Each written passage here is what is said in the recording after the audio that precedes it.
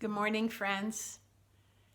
We're going to be reading a book today. It's called Going West. And it's an interesting story about a family that went on a covered wagon. That's what you see in this picture. It's called a covered wagon.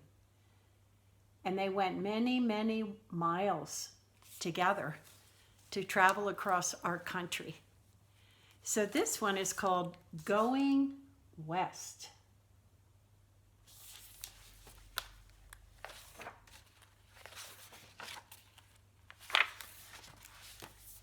Once upon a time, a little girl named Laura lived in the big woods of Wisconsin in a little house made of logs.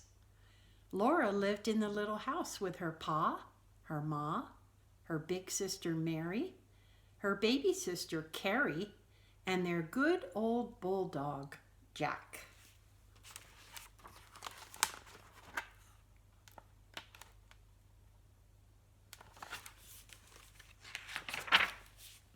Many people had come to live in the big woods.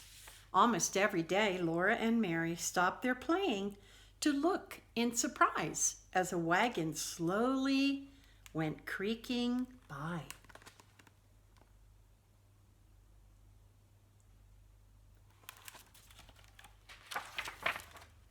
Wild animals would not stay in a place where there were so many people. Pa did not want to stay either. He liked places where wild animals could live without being afraid. He liked to see the deer looking at him from the shadowy woods and the fat, lazy bears eating berries in the wild berry patches.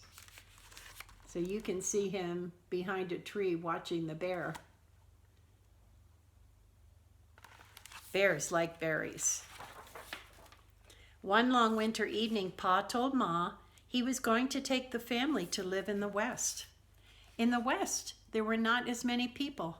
There were no trees, and the grass grew thick and high.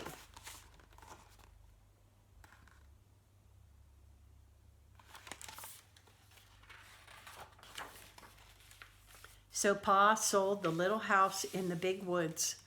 He sold the cow and the calf too.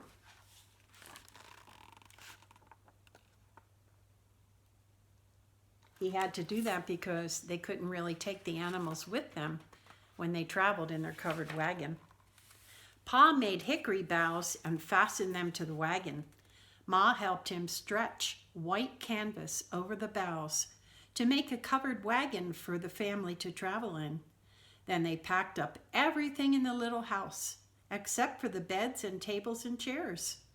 They did not need to take these because Pa could always make new ones.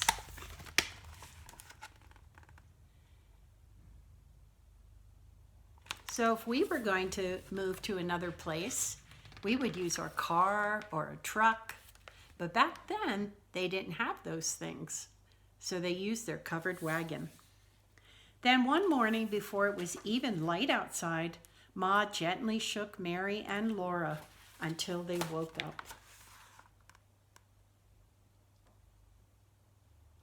This was going to be a long trip for them. Laura and Mary put on their long red flannel underwear, their wool petticoats and wool dresses, and their long wool stockings. Next, they put on their coats, their rabbit skin hoods, and their red yarn mittens.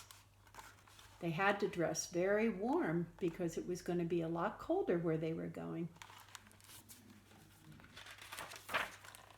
Outside the little house, there was snow on the ground, and the air was still and cold and dark. Through the gray woods came lanterns with wagons and horses, bringing Grandma and Grandpa and aunts and uncles and cousins.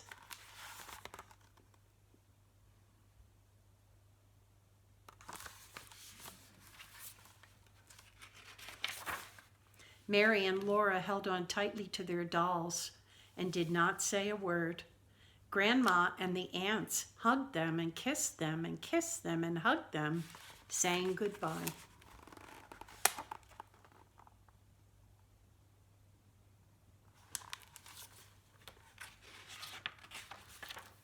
The uncles helped Pa hitch the horses to the wagon. All the cousins were told to kiss Laura and Mary, and so they did.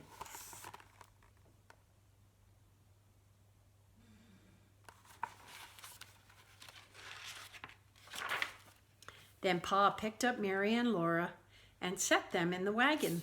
He helped Ma climb up onto the wagon seat, and Grandma reached up and gave her baby Carrie.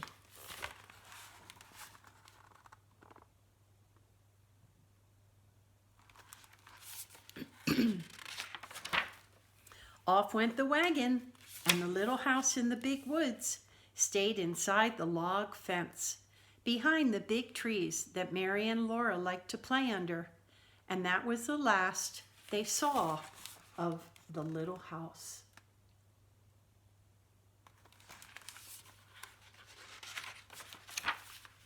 The family had a long journey ahead of them, but Pa was on the wagon seat and Jack was under the wagon, and Laura felt happy knowing they were on their way to another little house, a little house on the western prairie.